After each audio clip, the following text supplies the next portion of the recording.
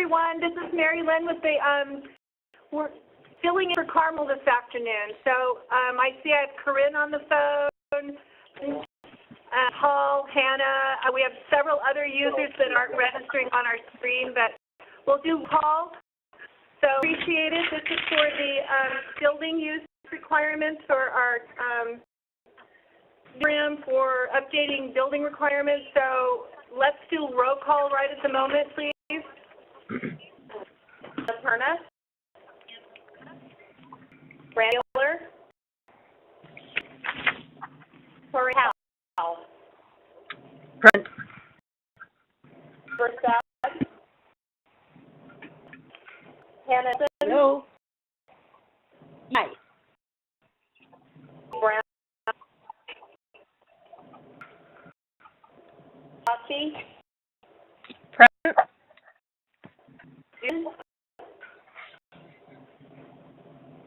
Julie Herrera.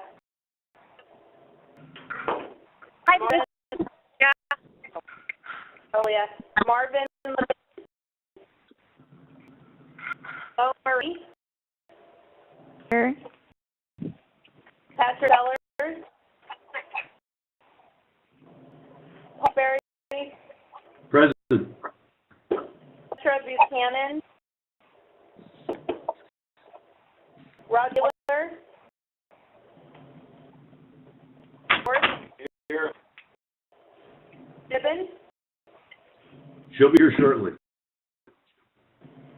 And for county staff, we have Mary Lynn Hunt, present. Gary. Here. Michael Oliphant. Here. Great. And miss anyone else who may be on the call? Okay. Good. All right, everyone. Thank you for calling in. The fires we've recently had, I'm sure you all are aware that things are kind of backlogged. So we're kind of taking up from where we left off. I think some of these items we're going to be going to the working committee for the Board of Supervisors, and because of the fire, everything got continued. That's kind of our goal. Once I know that I talked with legal counsel this morning, the documents that have been developed by Michael, they are going to be reviewed by County Council, and then once that's done, we will then schedule those for the Board State Committee. So with that said, we've got some other people that have entered the room. We have Trey from Environmental Health. Are you here to stay? And Sarah Duquette from the Executive Office. So with that, I'm going to, if we want to go down the agenda item for under the review and discussion of documents from our Chief Building Official, it's Ag Exempt Application number 1. And Mike, I'm going to let you speak to the items if you'd like, please. Yes, I certainly can. I would like to, by saying on the email there was an existing and new actual exemption permit application.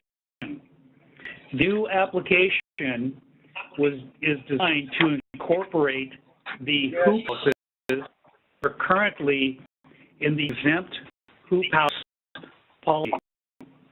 Policy will have a sunset date of December 31st. They will then go into the agricultural exemption permit process. They will be required to have this ag permit for those hoop houses. Hoop houses sizes have remained the same. So people who are currently using those in the exempt hoop house process can merely obtain a permit through the exempt process, same sizes, the 1,000 square feet, the 12-foot maximum height, 20 feet maximum width, so forth, and we will issue an ag exempt permit for that. You can put the two documents next to each other and see for yourselves the differences in them. This document has needed to be updated for a long time. I think we have a finished product here that's ready to be vetted by County Council and submitted to the Board of Supervisors for their approval. The ag exempt permit The next one is the building policy number 3, the pre-manufactured metal and shipping cargo containers. The main difference on that is number 5, that you do not have to cut in a man door anymore. You have a permanent placard attached to the doors of the container, and it shall state, doors shall remain unlocked while container is occupied. And the rest of that is still pretty much is the existing policy number 3. So there you have it in a nutshell of what I'm proposing. And are there any questions if need be? Mike, this is Corinne. What do you expect the permit fee and time requirements to be for ag exempt permits for a hoop house? Well, it depends on the size, because there are so many variable sizes and type buildings that are covered under ag exempt. It was dependent on size, but if we'd like an estimate, please feel free to email me or call me, and I can work up an estimate for you on the size and type of building that you are proposing. You're welcome. Other questions? Julia, based on your question, so Mike, would the permit be for, say, it's 10,000 square feet or 5,000 square feet cultivation area? Will it be per that square footage total or per each hoop house? Well, you're breaking up a little bit. So, I think you were breaking up, but I think I got your question. As always, current standards dictate each structure requires a separate building permit. So if you have 3 hoop houses on your property that are 5,000 square feet, you will need 3 separate permits for each one of the 5,000 square foot hoop houses. Does that answer your question? Yeah, thank you. This is Hannah. I have a couple of questions. Anna? Okay. So in your last example, though, I just want to be clear that because there's a 10,000 square foot max, it would actually be a maximum of 10,000 square feet of worth of hoop houses, regardless of how many. Is that correct?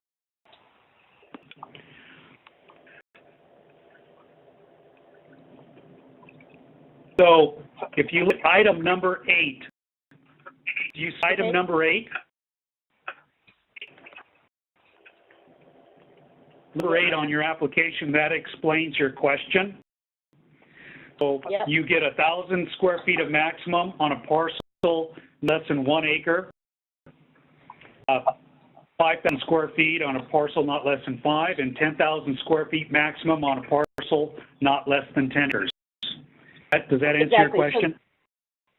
So, it's just the example that you were using with Julia was in 15,000 square feet of hoop houses, so that's why I was asking. Oh, I'm sorry. You're right.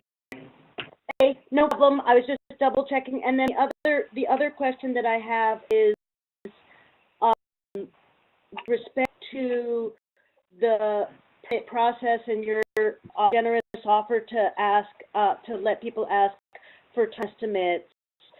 Is that something that you'd be prepared to engage in now, even though these policies have not been approved of yet?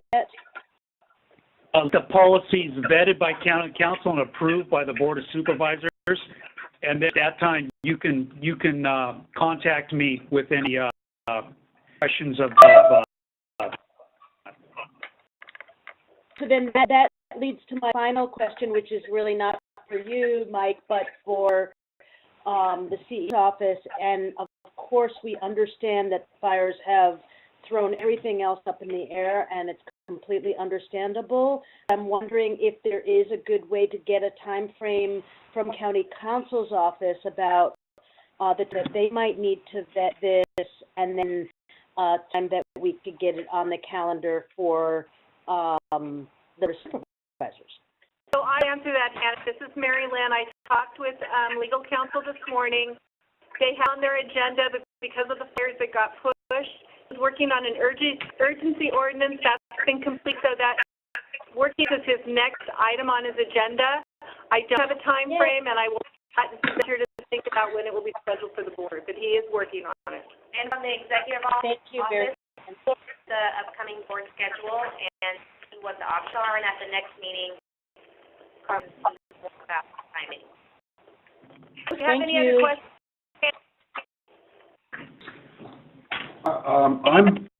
This is Paul Hansberry. I'm very interested in what the application fee would be. I know, Mike, you said that it depends, each one is different, but let's say we're talking about a shipping container, which is, you know, another ag exempt thing, and so the size, the location, what are the variables that would influence what the application fee would be? Talking about a shipping container that's used for storage purposes? Yes. Okay. Storage for a business. For a business. Yeah. So we have a fee for that, a valuation fee. It's right off of our schedule. It's based on $13 a square feet for valuation purposes. So I could speak with you outside of this phone call at any time to help you with any estimates you may need. But I'm ready to take up too much time on this phone call with everything else on the agenda. Question. On number 9, where it talks about the electrical and plumbing installation, and another permit or standard permits and inspections are required for electrical and plumbing installations. So who else that had electrical and plumbing would actually need 3 separate permits? No, hoop houses are not allowed to have plumbing, mechanical, or electrical connected to the structure. If you want a hoop house / greenhouse with utilities, they will not use the ag exempt permit. You would simply use the traditional building permit. Like a Class K permit? No, it wouldn't be Class K. It would be a regular permit because this would be for commercial purposes, and their engineer would have to address the attachment of the plumbing, mechanical, and electrical to the structure. Hoop houses are not necessarily designed to have utilities attached to their structure. But greenhouses are, and the design professional, such as an architect or engineer, is the one who designs that attachment. Okay. Can you please This identify? is Monique. Wait a moment, please. This is Just a moment, Monique. Could you just ask the previous question, please? Could you identify yourself? Anna. Yeah. Okay, Monique, go ahead. I was just curious on item 1, the way it's worded. It says the structure is designed and constructed primarily for use in housing livestock, poultry, hay, or grain, and is located on a parcel of land that is currently zoned or primarily used for agricultural or growing of plants. So does, like, if you have a metal garage that's, you know, a prefabricated building, I don't know what I think the intended use is probably to put a car in it, but it could be used for anything. Would that still count towards being an ag exempt? Sure. Use of that structure be used in that description. Will it house livestock, poultry, hay, or grain? Will it be used for growing of plants? If your answer is yes, you may be available to use this ag exempt permit. So the answer to your question is there are various designs that can be used for different types of buildings in the ag exempt permits. Barns used for storage of hay. You know, lots of different types of styles of buildings may be used. Does that answer your question? Kind of, except when you're saying the growing of plants, like I was going to use it as my drying space and hope to use it as the ag exempt. That's the intent of purchased it, and I'm curious if that would count. I'm not growing anything in it. It's not going to be considered like a greenhouse. It's for drying of plants. So I don't know if that language needs to be added into section 1. Well, if you look at item number 5, it shall not be used as a winery, sawmill, dairy, trimming, processing, or firewood storage area. So, to your question, if you do not have any customers present and the public is not present, you could possibly use one of these ag-exempt buildings as for drying. So even though it's not outlined. It doesn't need to be. It's number.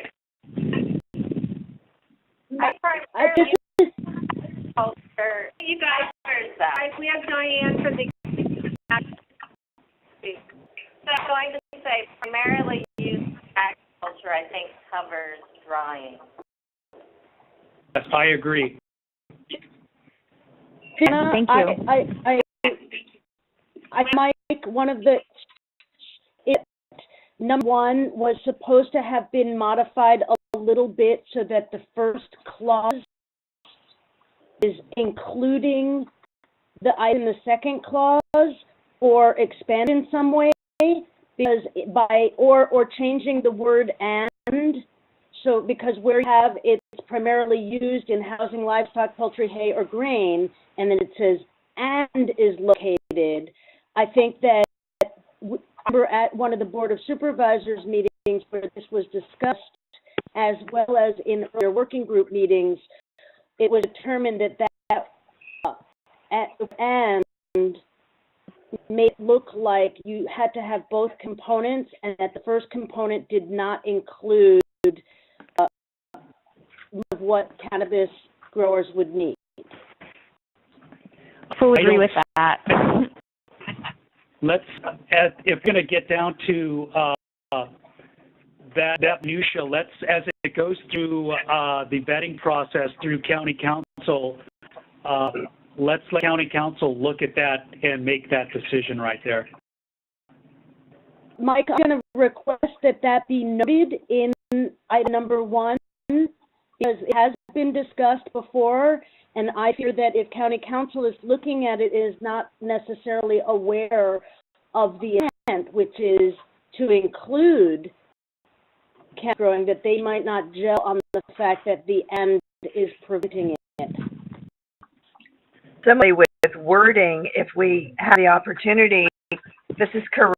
I think that we should consider striking trimming and processing from number 5. Because that's the confusion. You're specific there, but you're not specific in number 1. Trimming and processing is an F1 occupant classification. The exempt buildings will be a U occupancy classification. So trimming and processing will not be allowed in the ag exempt process, but you certainly can get a regular permit for trimming and processing building. And I've noted it here that you would like the word and struck from that one sentence. One. Because it's confusing when you look at it, it makes you think, oh, it has to be a structure that was made just for livestock, poultry, or hay or grain, and is located on a parcel of land, or that's also primarily used for ag. So I think that is good, because that's how it all works with these ordinances. Everyone's interpreting it sometimes verbatim to the wording without the intent behind it. So if we have that clear, then we all are on the same page. Tell you what, I'll seek some further advice, my fellow staff members on that, and we'll that, okay? And also, there is, this is Hannah again. Yeah, can you wait, please? Hannah, Yes. Ward, what I would suggest, Hannah, is that you provide Mike with some suggested draft language to him in reviewing that item number 1. That it was taken care of many meetings ago, but I got the time to do that. So That- you're just looking my at other- taking out the word "and." I think replacing it with "or" is more appropriate, but I'm open to whatever will accomplish it easiest. Okay, okay. Any other questions And then for Mike? Yeah, this Hannah again, on item number 5, is it necessary to delineate that trim and processing by an individual owner with no employees is allowed in an ag-exempt building or not? The trimming and processing building still has an occupancy classification from Chapter 3 of the California Building Code as F1 occupancy. It does not fit into the utility occupancies that ag exempt has outlined here. Trimming means to be a single owner on their own land, sitting there trimming their product by themselves without any employees would not fit an ag-exempt use? It does not fit the U occupancy. It is still an F1 occupancy. So the advantage of no employees or public accommodation for trimming and processing building that's an F1, they will not have to abide by the state regulations for accessibility. But number 5 is going to remain the same. Saying that the state uses the language trimming in their definition of what a U versus F1 occupancy is? We have to assign the closest occupancy classification that we can. And yes, it's my opinion and the opinion of many other building officials in California that trimming and processing buildings are indeed F1 occupancies. Okay, I just want to be clear that we're separating out the notion of trimming from the notion of processing. It says dairy, trimming, processing. I was just asking you in terms of that evaluation of use classification. And then the only other thing that I would suggest in item number 2, just to be clear, since it is enunciated that trimming and processing is not allowed, that we specify in number 1 that drying is allowed, or as alternative to say in number 5 that nothing in this section prohibits ability for drying. I don't think that's necessary because in number 1, in the latter part of the sentence, it says, or primarily used for agriculture. And the primarily use of agriculture, drying fits right in there. Right. Okay. Also, you know what else I just noticed? That it'll actually, Mike, I think it's even handled better because up on top above the phrase standards and limitations, it actually mentions structure. So I think it's taken care of also. Okay, so it's almost 1:30 and we still have another large topic to talk about. So can we have one final question for Mike, if there is any? Okay, thank you. Let's move on to item 3, and this is regarding documents from Scott Ward, and this is regarding stuff to environmental health. And Kay Strickland is here at the table, so if we have questions, so maybe Scott, if you want to start with what you're asking, and then we can address that. Good afternoon, Scott Ward. The purpose for my correspondence to Mr. Strickland was to seek approval from the Environmental Health Department for the use of portable toilets in rural, remote areas to help comply and defray the cost of facility compliance for those operations that have employees. Toilets are used throughout the state for agriculture. Diane Curry and her department has determined that the cannabis is an agriculture product, hence we are running the permit process through the Ag Department. California standards have provisions made for portable toilets, and the installation of a septic system and an accessible toilet building is an unnecessary expense for seasonal greenhouses where they may have employees 1 or 2 employees at the most, 5 or 6 during trimming for a couple of weeks at the end of the year. So my suggestion to Mr. Strickland and his department is to allow the use of portable toilets for personally used greenhouses. And I've been bringing this matter up since May, and I'm looking forward to a resolution. This is Anna Nelson. I also have had some communications with Trey Strickland and provided him with some additional materials that would apply to portable toilets even for permanent buildings.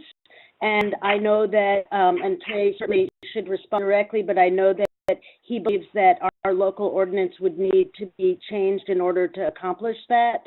And so after this temporary issue is dealt with, I would appreciate it, Trey, if you could outline what it looks like in terms of bringing forward a modification of the ordinance that you believe prevents toilets being used even in a permanent situation forward to the board so it can be amended.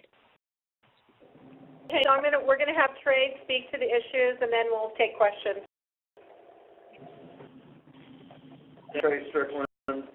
Spoke with County Council, and it was Drowsky, and it was very clear to him that due to the language in our code that an environmental health policy should not be drafted to bypass the requirement in the code. So the issue needs to be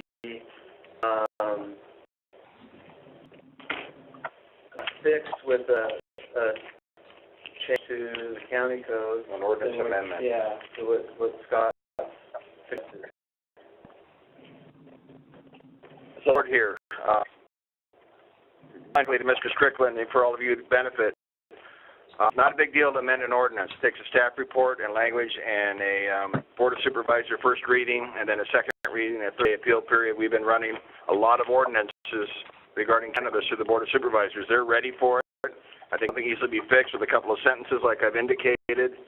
And I urge everybody to support it and ask Mr. Strickland and Matt, County Council, and Boss, let's get this thing done. It's time to get it resolved. Just the we've heard from Alan and wanting to be, flexible in these types of issues. I would assume that the Board of Supervisors wouldn't have a huge issue with this. So questions? Any question, anyone? Comment? Take the next step.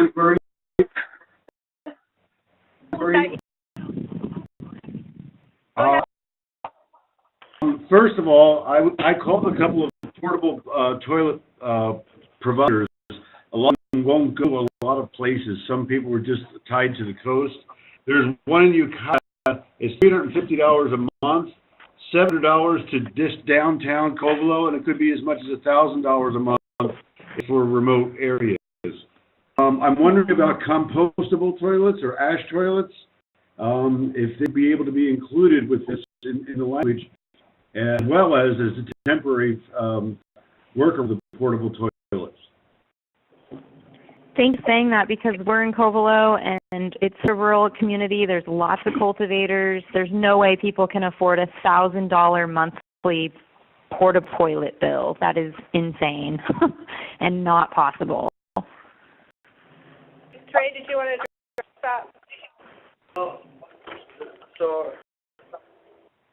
our message with the compostable toilets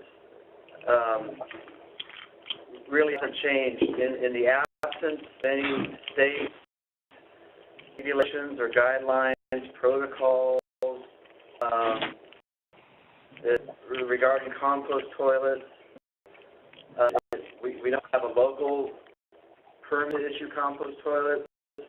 We simply okay with people putting in a compost toilet when they have an existing system, septic system. And in those cases, we're not issuing a permit. We're just if someone's doing construction, we can give credit that they can reduce the size of their septic system to compensate for that reduced amount of water going into the system. So we have a mechanism to standalone compost toilets at this time. This is Monique, and I just want to say, I think it's in the works. There's an environmental health stakeholder meeting on Tuesday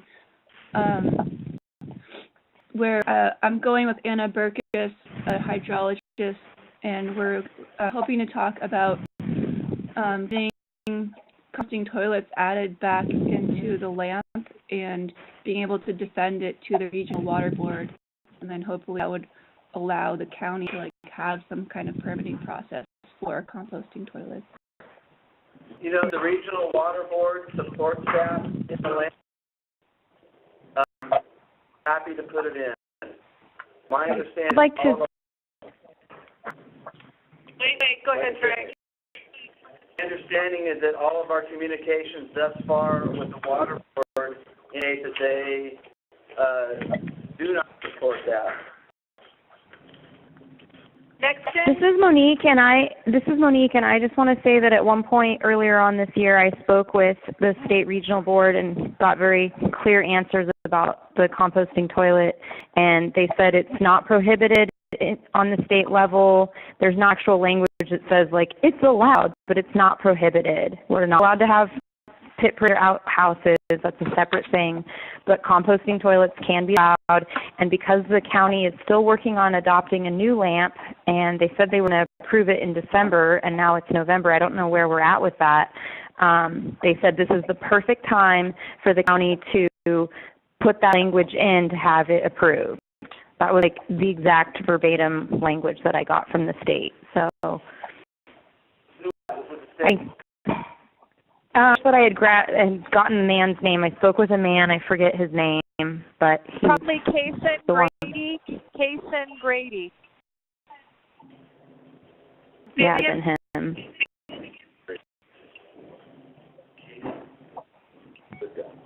Guys, this is Devin at the Farm Bureau office, and I was, the cost of what you guys were quoting, is that directly with the rental plus the service of the portable facility?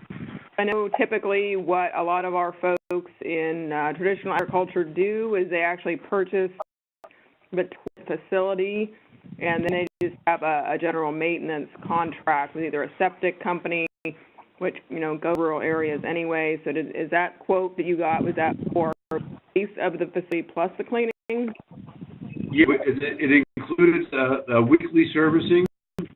And what they told me is that they're out of Ukiah. There was one in Fort Bragg that would not come inland. But in Ukiah, I think it's called Speedy or something like that. Silva. Yeah. So, and they said for downtown, for Ukiah, it'd be $350 a month.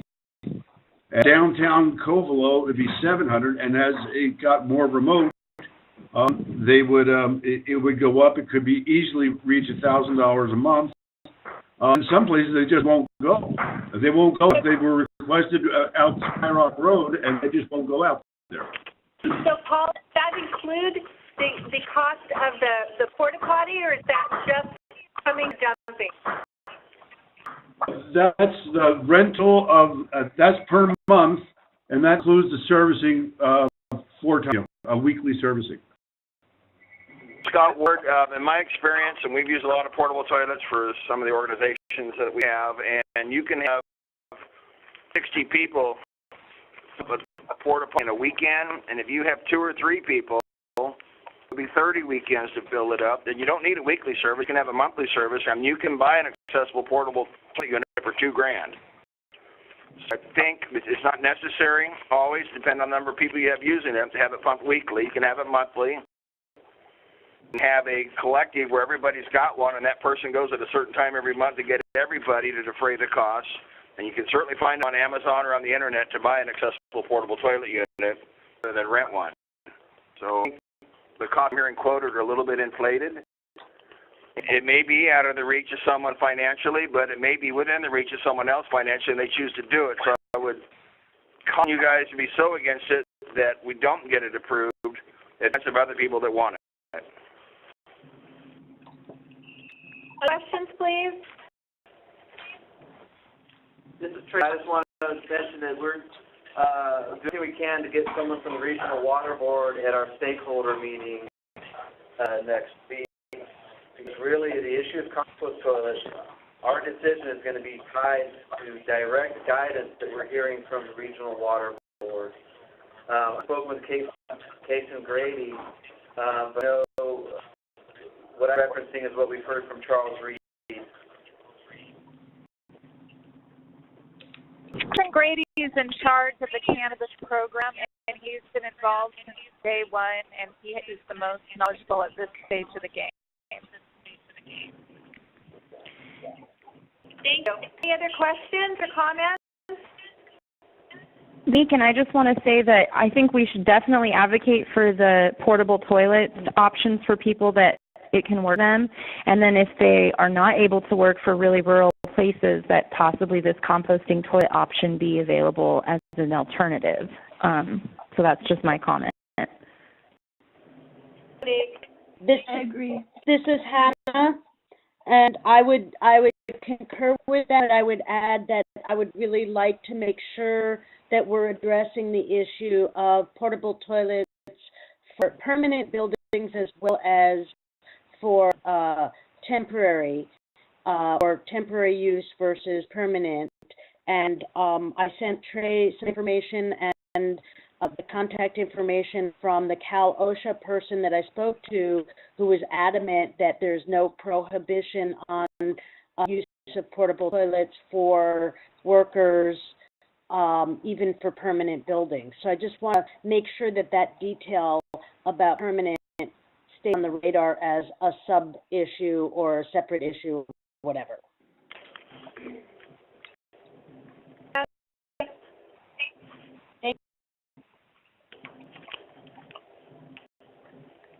Other comments?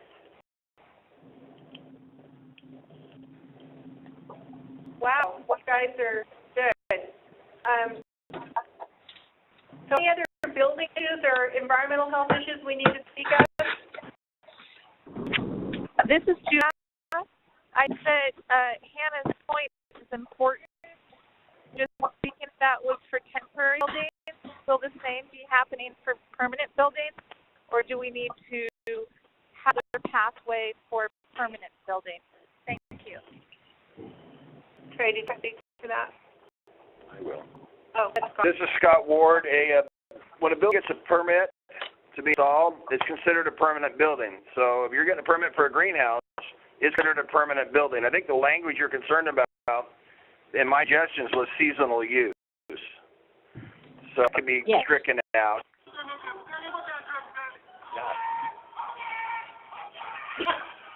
Mike Oliphant, are you still on the line? Still there, but there's a lot of interference.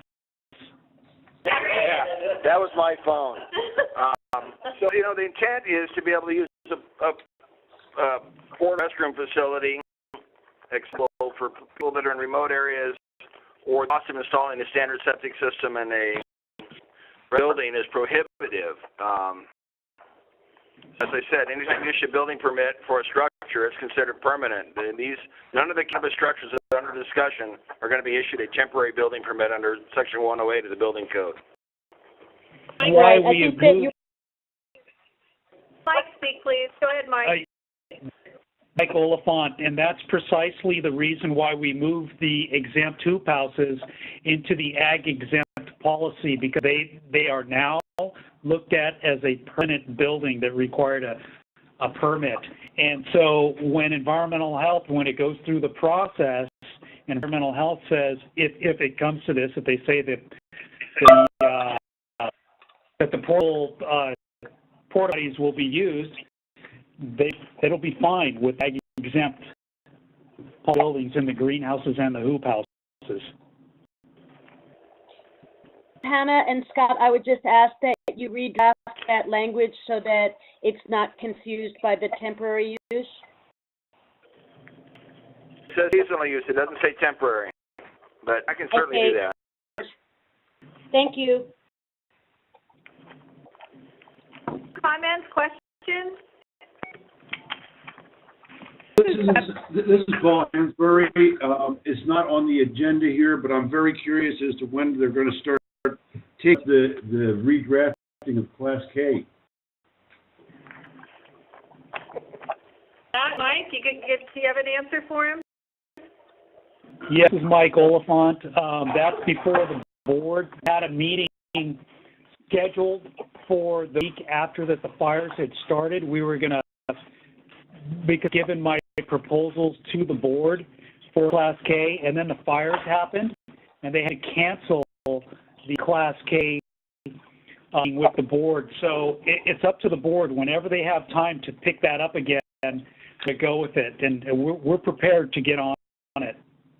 At the board's direction. Mike, Susan Tibbin, I'm wondering if you can just a bit more light about what your recommendations may be, just so we sort of see the direction we may be going. Thanks. Class K? Yeah. Okay, because that wasn't on the agenda, I didn't have it in front of it, but I can certainly go to my documents, and if the rest of the group wants to go that direction. Yes. 10 minutes if we want to talk about that. I think that's fine if everyone's comfortable with that. I think, and I would also ask that we request the CO's office to, at some point, get back to us by email to see if they have any indication of scheduling. And again, we understand that everything else with it takes precedence, but if we could just get an idea of when some of these things might come back to the board, that'd be great. And this is Paul Hansberry, and further, if we could get a copy of what your recommendations are so that we can be better prepared for public comment when it comes to the board. Available at the committee. This is Mary Lynn. It'll be available when it's scheduled. I'm not sure if we're going to have another our conference meeting with the group here to discuss it. I don't think so. I think it's really ready to go. No, it's not. When you speak about it being the board meeting, are we talking about the Public Standing Committee, Public and Safety Standing Committee? Because on the calendar, on the calendar on the website, it said that the next meeting was December 11th. And I'm wondering if that really is the next date that this would even be discussed, or is there a chance that we could back on the schedule soon? I know Thanksgiving coming, and I'm sure everyone's going to have vacation, but I know the agendas are pretty much already full, so I think you're absolutely right. That sounds like when it will end December 11th. So they're even noticing that. This is Susan. With the last few remaining minutes, could you flesh out just a bit for us? Class K. This is Mike Oliphant. The options that I proposed to the Standing Committee, the board, about 3 weeks before the fire started were as follows. I have 5 items. Number 1, automatic fire sprinkler systems shall be required in all new single-family residential structures.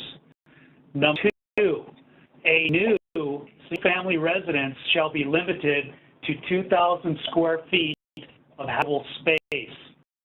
Number 3, WIAN urban interface requirements, also known as WUI, shall be required for all new single-family residential structures.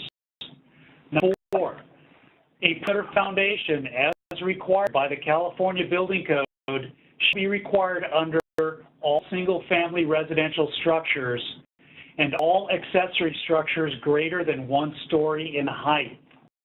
Number 5, a minimum parcel size of 5 acres shall be required for any structure, but that'll be struck down to 1 acre. You've mentioned, this is Corinne, you mentioned residential in what, 4 out of those 5 And I thought part of our intent was to broaden the use of Class K away residential to other buildings.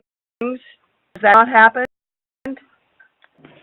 Are you speaking towards the home occupancy issue?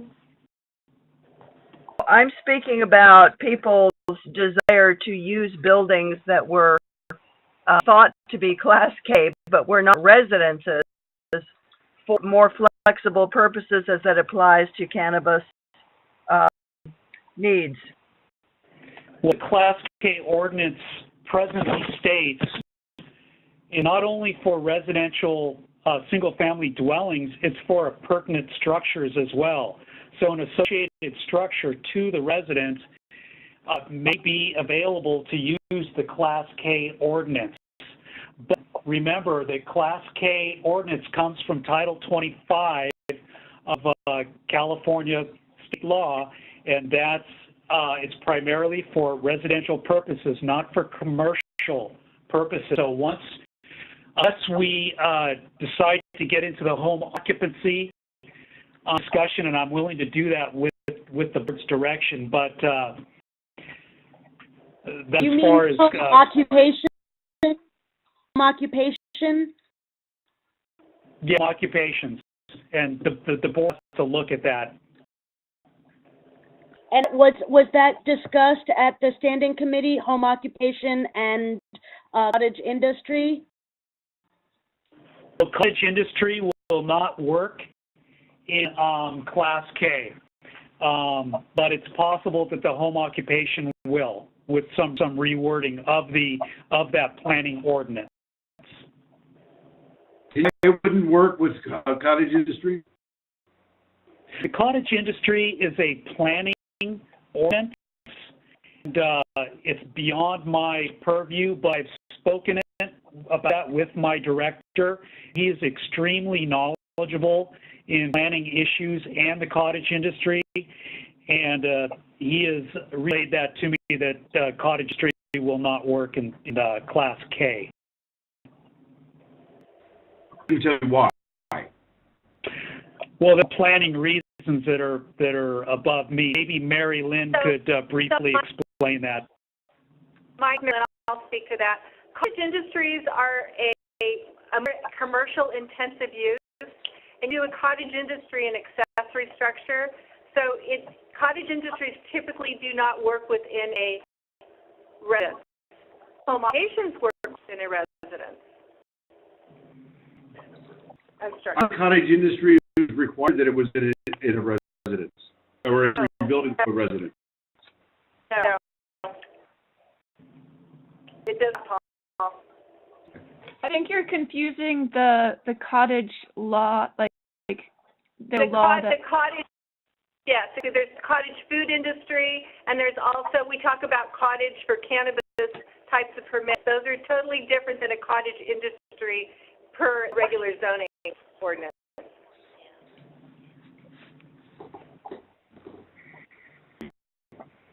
The producing like food, like jams and cocoa butters and stuff in your home kitchen is termed cottage industry, or is that also a home occupation? That is not a cottage industry. That's a cottage food program. That's really through the health department, it's not through the planning department. For planning department purposes, it'd be like a home occupation.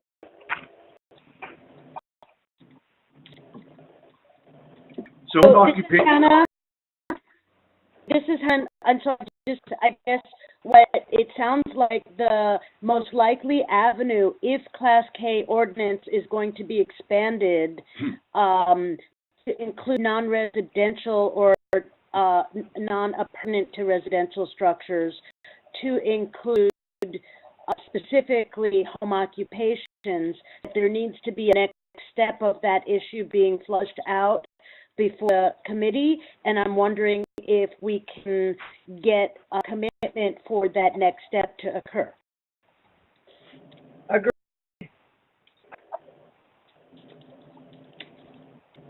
Hannah, you're talking about before it goes to the standing committee? well, I'm not opposed to it being simultaneous with, but it just seems like if we have to wait until December 11th, it makes sense that we kind of we use our talent pool and resources to try and understand it and present something in a unified front so that very little time is spent when it gets to the committee to dispute it or its terms or anything like that, and then it could maybe quickly move to the full board. That's a suggestion. We can put an agenda item for our next working committee. Thank you. Thank you. And toward that, Corinne, toward that next meeting, can we have some indication of what Mike's most recent proposal to the standing committee is, so that we'll have something to work from? Yeah, we'll have that attached. Yeah, this is Mike. This is Mike. It will include those 5 items. I will have a rough draft of the home occupation draft ready for you. Thank you. Thank you so much, Mike. That would be great. And also, Thanks, just to make things easier for people, I suggest that you go back and either watch the video or whatever, look at the attachments to that last standing committee meeting, so that when Mike generously provides us with the material, we kind of understand the context of what's already happened.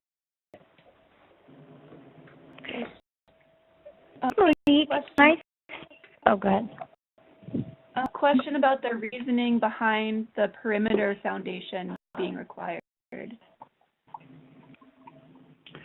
a perimeter foundation under a habitable residential structure is required by current California building code. Now, if somebody doesn't want to do a perimeter foundation, which is a minimum standard, they can do a post and pier with an engineered design.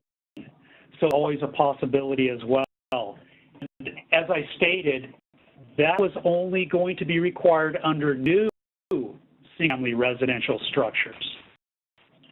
Is there reasoning beyond the fact that it's now required, like earthquake or fire, or like any other reasoning of why it's required? The above seismic wind, you have a transfer of lateral loads and wind and seismic shear values that transfer down through the foundation.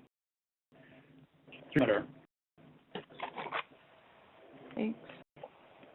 Monique, and One question, I just wanted to say in regards to all of this, how basically all these revisions will be for the new construction coming forward.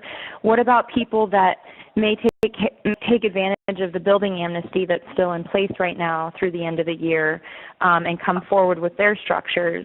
If this ordinance goes into effect, or even into the future, an old structure, what would be required of them? Are they going to have to tear down or redo things, or how are you guys going to look at that? Mike, if Anna's advice and watch the last boarding of the Class K, and the answers are there. The board members are looking at that, and that's one of the big things that they are going to make a decision on. They'll probably set a date, and that date, anything before that date will be existing, and so they may be allowed to have that post-pier foundation. Anything after the date will have a new minimum foundation, perimeter foundation required, and the other comments. That's why I was careful to state single-family residences. I went to that meeting, so I was there and I remember that, but I was just wondering if that had been decided yet. So it sounds like the board is still figuring that out. We canceled the next meeting due to the fires, and we haven't had one since. Okay, that concludes our meeting. I just want to say that we probably will not have another one until either the very last week of November, to holidays and also the recovery that's going on and everyone's time crunch. So I appreciate it. If you have something a question that you want to ask, you can certainly email it and we will address it that way before then if you have something. With that, thank everyone. Appreciate being on the phone. Goodbye. Thank you.